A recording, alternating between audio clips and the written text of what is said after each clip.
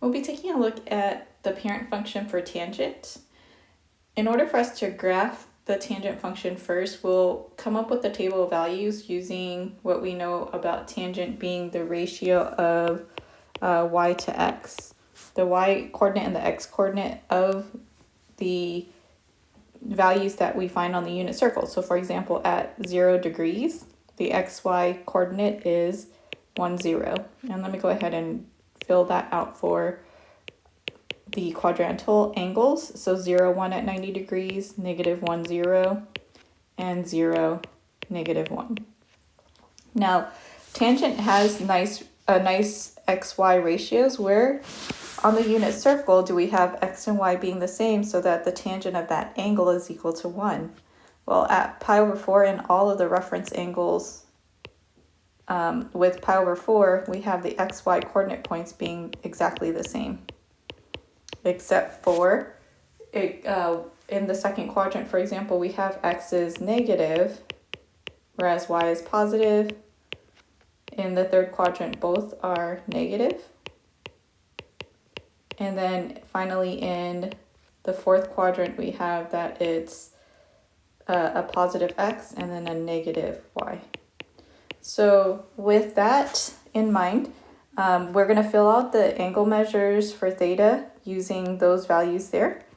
And I'm going to, as I fill this out, I'm going to jump by those pi over 4 and make my way around, starting at negative pi over 2, so that I can see what's happening to the left of the y-axis.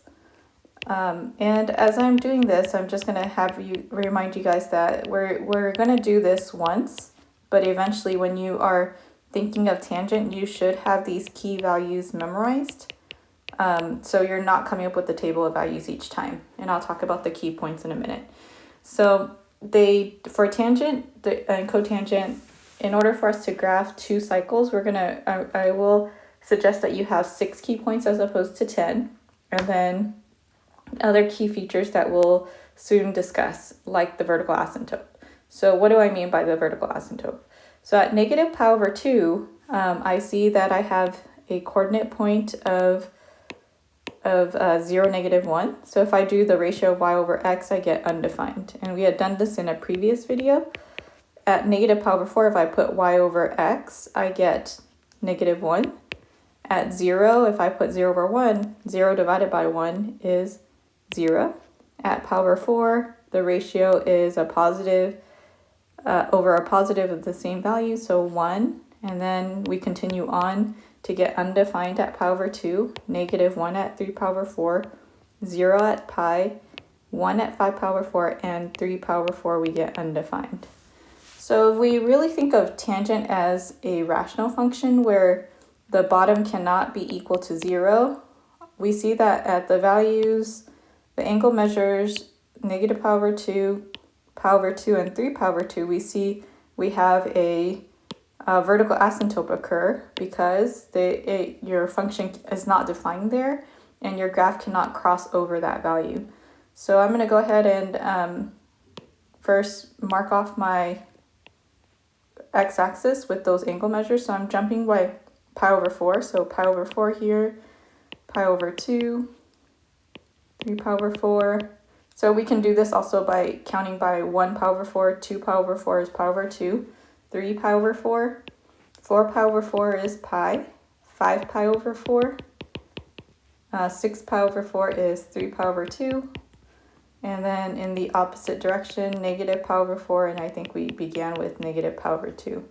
So I'm going to go ahead and use yellow because I highlighted the vertical asymptotes on the table of values with yellow. And a vertical asymptote, remember, is a line, or when I had described it before, kind of like a wall that the function can't cross. It's going to get closer to it, but it can't cross over it. So those are going to occur where x is equal to 0. Okay, so then from there, we're going to plot the coordinate points that we have, which are 0, 0, pi over 4, 1. At negative pi over 4, we get -1. Same pattern emerges on the other side. So what we see is that the tangent function, just like the sine function, is cyclical. it will continue this pattern from negative infinity to infinity. So a couple key features. You have that this is the period length here. So this, within 2 periods, we complete two cycles with a period of pi is what the question had asked for with 6 key points. So your period is equal to pi. And that's for a typical parent function of tangent. You also want to keep in mind that when you're doing the tangent function, you're going to remember that the period is pi. So if I cut pi in half, I have here positive, let's use a different color here.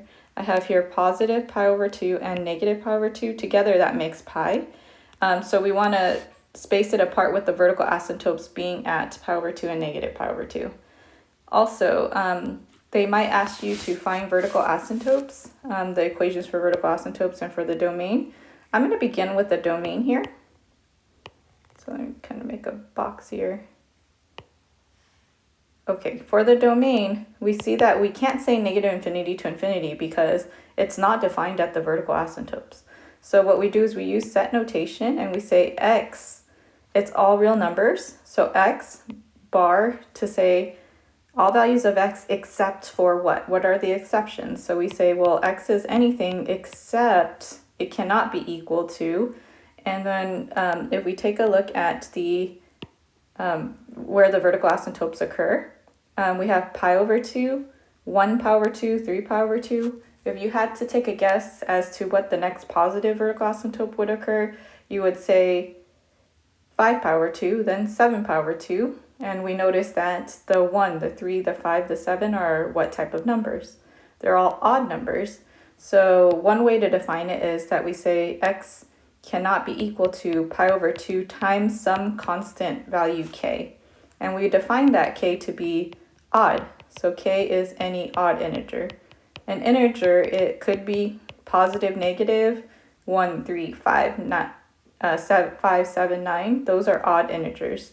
And it could be negative as well. As we see in the opposite direction, it's negative 1 pi over 4.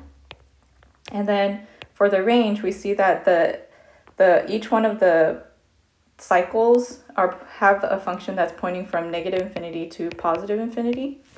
And then finally for the vertical asymptote, this one we don't have just, how many vertical asymptotes do we have? We have 1 at pi over 2, 1 at 3 pi over 2. So typically if we just saw 1, we would say x equals pi over 2. The vertical line x equals pi over 2 is my vertical asymptote. However, we have an infinite number of them extending out in both directions. So one way to define it is saying x equals, and kind of similar to what we did above, except for we want to say what it can be equal to. So x is pi over 2 plus how far apart from pi over 2 is the next one? How much do you have to add to pi over 2 to get 3 pi over 2? We'd have to add 2 pi over 2, which is the same thing as pi. So we would say we would add pi times a constant k.